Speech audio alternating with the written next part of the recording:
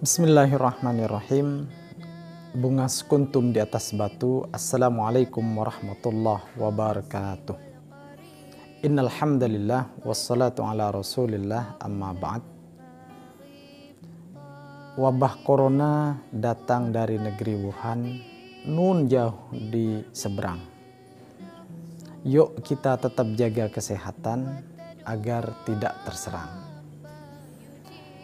Para pemirsa yang saya hormati, pada kesempatan yang berbahagia ini saya akan menjelaskan tentang hikmah di balik wabah corona.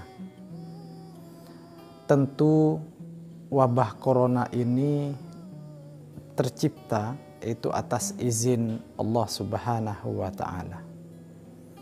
Rabbana ma khalaqta hadza batila. Wahai Tuhan kami, tidaklah apa yang Kau ciptakan itu sia-sia. Kalau kita yakin bahwasannya wabah corona ini adalah ciptaan Allah, bagian daripada ciptaan Allah, maka tentu kita yakin bahwasannya di baliknya itu ada hikmah yang terkandung. Ingat bahwasannya kita sebagai umat manusia, apalagi sebagai umat muslim yang beriman, kita harus percaya bahwasannya kita itu pasti dicoba oleh Allah Subhanahu wa ta'ala. Untuk apa? Liyabluwakum ayyukum ahsanu amala. Kalian dicoba supaya ketahuan siapa di antara kalian yang lebih bagus amalnya. Oleh sebab itu maka kita yakini bahwasannya corona ini adalah musibah, dan musibah itu diturunkan oleh Allah untuk menaikkan level kita, keimanan kita, kelas keimanan kita itu seperti apa. Tentu bagi kita yang percaya bahwasannya wabah corona ini adalah datangnya dari Allah, maka ketika kita percaya demikian, kita menghadapinya dengan sabar, maka hikmah yang pertama yang kita dapat adalah menambahkan keimanan kita, menambah kepercayaan kita kepada Allah Subhanahu wa ta'ala, bahwasannya apapun yang diciptakan oleh Allah itu pasti di belakangnya ada hikmahnya. Tentunya kita harus selalu berhusniudzon kepada Allah, berprasangka baik kepada Allah, bahwasannya apa yang diciptakan oleh Allah, apa yang dicobakan oleh Allah kepada kita itu adalah untuk mengangkat derajat kita, bukan untuk menjatuhkan kita, bukan untuk menghinakan kita.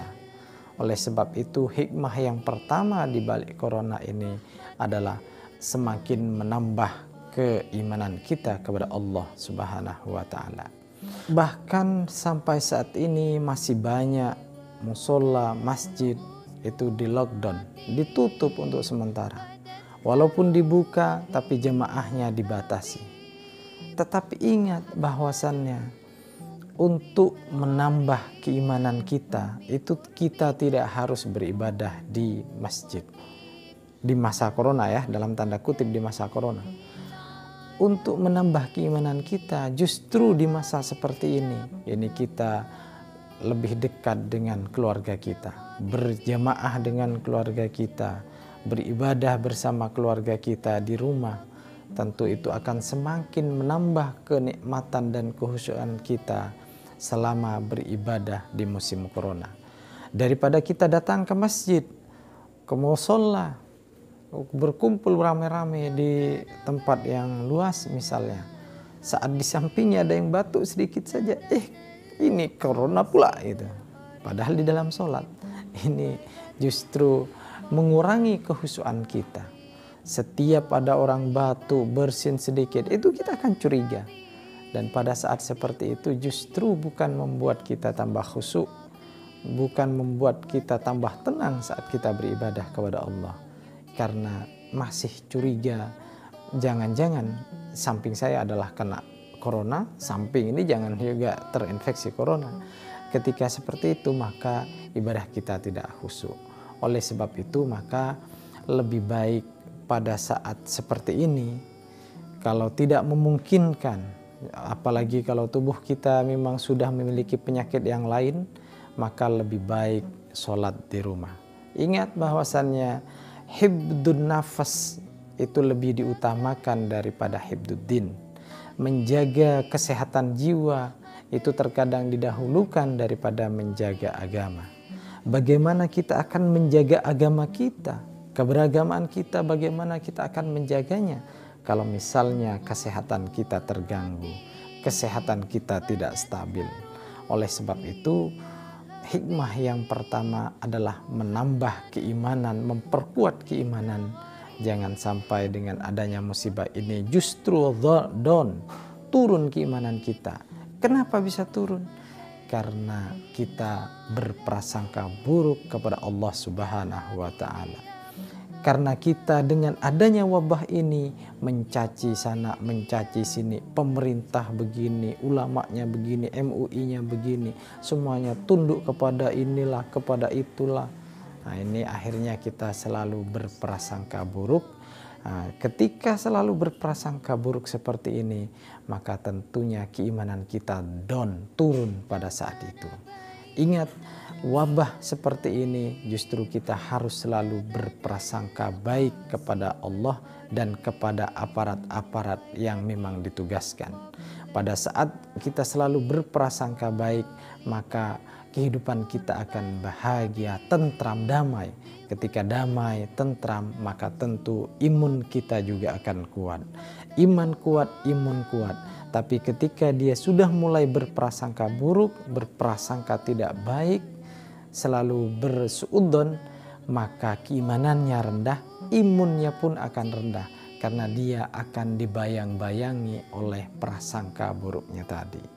Oleh sebab itu, para pemirsa yang berbahagia, mari kita selalu berhusnudzon kepada siapapun.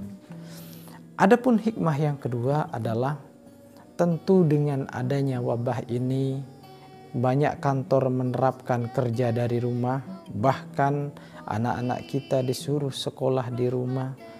Semuanya berada di rumah. Ibunya pun juga di rumah, tidak ngantar anaknya, juga tidak ngantar bapaknya. Nah, kadang-kadang ibunya ngantar bapaknya, takut bapaknya menserong gitu. Sehingga bapak di rumah, ibu di rumah, anak di rumah, maka tentu hikmahnya adalah kenikmatan besar bisa berkumpul bersama keluarga dalam masa COVID seperti ini. Mungkin ini saja dari saya. Kalau ada salah kata, salah ucap, saya mohon maaf yang sebesar-besarnya. Wallahul muwaffiq ila aqwamit thoriq. Assalamualaikum warahmatullahi wabarakatuh.